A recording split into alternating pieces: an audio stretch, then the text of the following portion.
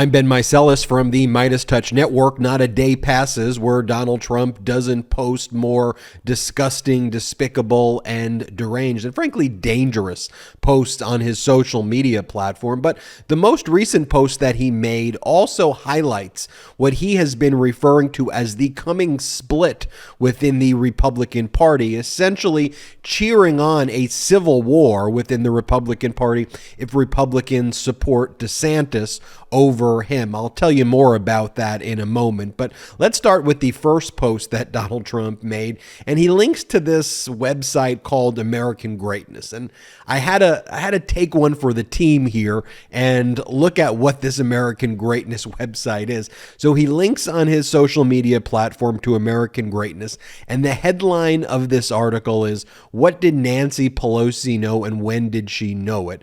And the entire article basically blames Nancy Pelosi for the January 6th insurrection. It's written by somebody named Julie Kelly, who refers to herself as a political commentator and senior contributor who is the author of January 6th, How Democrats Used the Capitol Protest to Launch a War on Terror Against the Political Right. That's her big crowning achievement. And in the article, it says how the January 6th Select Committee never intended to act as a truth-seeking mission, but rather perform a cover-up for what actually happened, which is becoming more obvious every day. House Republicans produced a more serious report that requires rigorous follow-up next year. This is the type of ridiculous and dangerous propaganda that's being spewed by right-wing extremists masquerading as journalism. They're pointing to the Republicans' pre-buttal, I think they called it, where they blamed Nancy Pelosi, Black Lives Matter, and Capitol Police and Metropolitan Police officers, and basically praised Donald Trump for his conduct on the January 6th insurrection and gave a bunch of bogus citations. That is what is being spread in the right-wing echo chamber, masquerading as news, and that's what Donald Trump is spreading on his platform. And then he posts another article from this same entity called, I guess, American Greatness. That's what they call it, which is actually spewing American hatred. And this is the article that Donald Trump is posting to all of his followers. The article is called The Coming Split. And what The Coming Split is, it's by someone named Dan Glernter. And it says, "What should we do when a majority of Republicans want Trump, but the Republican Party says we can't have him?" And in The Coming Split, the thesis basically is that Republicans should not support the Republican Party if the Republican Party doesn't support Trump. They should split away from it. And he says, "I have no intention of supporting a Republican Party that manifestly contravenes the desires of its voters. The RNC can pretend Trump isn't loved by the base anymore, that he doesn't have packed rallies everywhere he goes." The most embarrassing thing in the world. The most embarrassing thing in the world to read, by the way. "But I'm not buying it. Talk to Republican voters anywhere outside the Beltway, and it is obvious that he is admired and even loved by those who consider themselves ordinary Americans." And so the article advocates essentially for a civil war within the Republican Party, where people who support Trump should break away from the Republican Party. That's what Donald Trump is spreading on his social media platform. Next, Donald Trump posts something about Hunter Biden because, of course, a day can't go by where he doesn't focus on Hunter Biden. Donald Trump writes, "It has just been learned that the FBI office that is, quote, investigating Hunter Biden sent many censorship requests to keep all of his bad news confidential just prior to the 2020 election. In other words, the exact same people that were investigating him were making sure that he doesn't get any bad publicity. Only good publicity, please. This is an outrageous disgrace, and the same group that is after me on the boxes hoax, the January 6th Unselect Committee hoax, and many past hoaxes and scams." I'm sorry.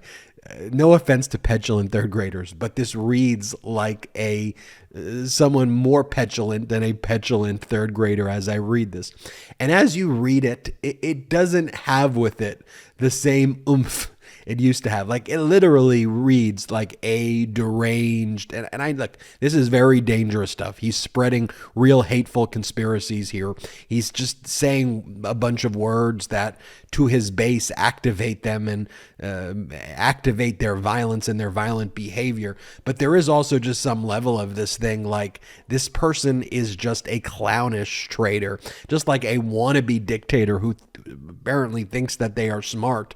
But this is just some of the just kind of dumbest, most disgusting, strange, weird stuff. And it's frankly, I highlight the weirdness of this a lot. And there's a lot of other things I highlight, of course, how dangerous it is, how it's against democracy. And I think it all needs to be taken very seriously, how fascistic it is. But I also highlight, importantly, the weirdness of this, because it's just, to the exhausted majority, to the pro-democracy coalition of Democrats, of independents, of former Republicans, or even people who may call themselves Republican now, but the Republican Party has left them and has become the MAGA Republican Party now. Like, the large, vast majority of Americans need to look at this and be like, what the heck is this? How is there a constituency of people that looks at what he's saying, many past hoaxes, scams, the focus on Hunter Biden, all of this? Like, there are real issues that we are dealing with as a country that we are trying to address as part of the pro-democracy, exhausted majority, Democrats, independents, former Republicans, people who are not affiliated with political parties. We're trying to address issues like the affordability and access of education, affordability and access to healthcare, lowering prescription drug prices, making jobs more accessible to Americans, higher paying jobs, better jobs here in the United States, better working conditions here in the United States, the freedoms of people, the freedom of a woman over her body, the freedom to marry who you love without MAGA Republicans jumping in and saying that you can't marry a person that you love. Like, we're focused on these issues, and here they're talking about the 2020 election. This is the leader of the MAGA Republican Party today, calling the fact that he stole government records, thousands, tens of thousands of government records, including top secret classified records. He stole records that likely have already and could and will get Americans killed, get members of our military killed. They stole our records, just a blatant crime. Yet there's a constituency who looks at this, the modern day Republican Party, like, we're okay. Let them steal it. You know what? We need to abolish the FBI. Let's abolish the FBI. Let's abolish the Department of Justice. Let's abolish the Espionage Act, because you know what? Our cult leader stole records, was caught stealing records. So therefore we need to abolish all of the law enforcement. We need to abolish all of the laws that deal with the theft of records, because that's what we're going to. And by the way, let's terminate the Constitution, okay? We're such strict constitutionalists as MAGA Republicans. We're so strict that we think there even shouldn't be a Constitution. It should just basically be perpetual martial law. It should just be a fascist dictator. That's how strict, I mean, come on, it's utterly absurd here. And then Donald Trump writes the following. This is about Mitch McConnell. He goes, "Something is going on with Mitch McConnell and all of the terrible and virtually automatic surrenders he makes to the Marxist Democrats, like on the $1.7 trillion ominous bill, he calls it. Could have killed it using the debt ceiling or made it much better in the Republican House. Nobody can be this stupid. Perhaps it has to do with his wife, Coco Chow, and their big, this is in capital, relationships with China, a historic conflict of interest like no other." So again, here Donald Trump devolving into completely disgusting, xenophobic tropes, because that's where he always goes. By the way, Elaine Chao served as the 18th United States Secretary of Transportation in the Trump administration. It was someone who Donald Trump appointed. Donald Trump continues to attack Mitch McConnell. And as the Republicans in the Senate says, basically like, we had to pass this $1.7 trillion spending bill because it's a complete clown show of Republicans in the House of Representatives.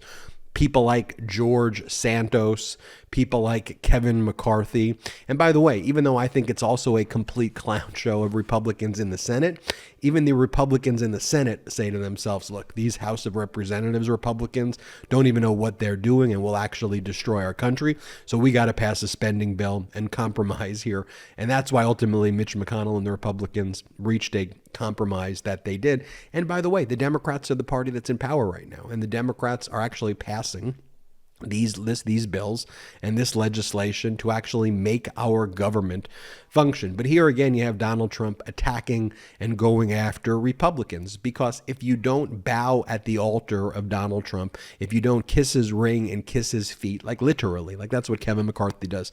Donald Trump makes Kevin McCarthy go to Mar-a-Lago and like literally kiss his feet there. If you don't do that, you're a rhino, you're a Marxist.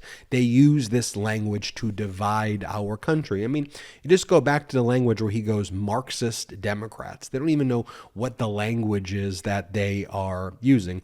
And when you, by the way, if you want to talk about communism, if you want to talk about Marxism, the biggest redistribution of wealth that takes place is when the MAGA Republicans pass their tax bills, which literally steals money from working class and middle class Americans and gives the money, redistributes wealth from working class and middle class to billionaires. And you could actually see that as well in the tax policy that's favored by the Republicans. Just look at Donald Trump's taxes, where for the 5 years surrounding the time of his presidency, when you actually net it out, not only did he not pay taxes, he took a $3 million refund during that period and claimed essentially he lost all of this money, tens of millions of dollars. Meanwhile, working class, middle class, hardworking Americans are paying their taxes. Not only paying their taxes, their wealth is being redistributed and paying for tax cheats like Donald Trump and other people like that who are abusing our tax policy. That is the redistribution of wealth taking place that MAGA Republicans want, while frankly, Democrats and the larger pro-democracy movement favors a capitalism with compassion. And then finally, Donald Trump writes, was just advised that the Unselect Committee of Political Thugs has withdrawn the subpoena of me concerning the January 6th protest of the, he puts this all in capital, crooked 2020 presidential election. They probably did so because they knew I did nothing wrong, or they were able to lose, or they were about to lose in court. Perhaps the FBI's involvement in rigging the election played into their decision. In any event, the subpoena is that he puts dead all in capitals because he does want to give these implications, violent, dangerous imagery to his followers. No, they withdrew the subpoena because the mandate of the January 6th committee is now over. They don't have the authority to enforce the subpoena because Republicans led by Kevin McCarthy, they want to spend their time conducting an investigation of the January 6th committee instead of actually what caused the insurrection. So because Republicans are pro-insurrection, and Republicans will ostensibly be controlling the House of Representatives, Kevin McCarthy, who knows what he's doing, can't do anything, like the worst leader ever, literally feckless in the face of people like George Santos, can't even criticize George Santos. That's what a failure of a leader Kevin McCarthy is. But that's why the term is over for the January 6th committee, and the January 6th committee gave you the opportunity to appear before it. Your lawyer, like Alina Habba and others, said that you were going to show up and you wanted to tell your story, but instead you filed a lawsuit to block your subpoena, and the January 6th committee therefore proceeded without you. They completed their report. They made their recommendations. They made 4 recommendations for criminal referrals, and the January 6th committee finished their job. It's unfortunate that you have MAGA Republicans who want to literally cover up what happened on the insurrection, who themselves are insurrectionists, who aided and abetted your insurrection conduct, but that's just what exists. And we here at the MeidasTouch Network and other pro-democracy media needs to call it out, shed light on it, and expose fascist traitors like you, Donald Trump, a fascist traitor clown. You gave a bad name to clowns. Fascist traitor clown is the best way to put it. Anyway, I'm Ben Meiselas from the MeidasTouch Network. Hit the subscribe button. We're on our way to 1 million subscribers, thanks to your incredible support. Also, check us out at Patreon. We are not funded by any outside investors at all, so if you want to support the work we do, check us out at patreon.com/MeidasTouch. Lots of exclusive content you can only get on our Patreon, but most importantly, help grow this independent media platform. Until next time, I'm Ben Meiselas. Our blue wall stopped the red wave and election deniers got denied election. That's why we're celebrating with the new Democracy Prevails team. We've got lots of work to do, but we should all be proud that when democracy was tested, democracy prevailed. You've earned this. Don't wait. Get yours right now at store.MeidasTouch.com. That's store.MeidasTouch.com.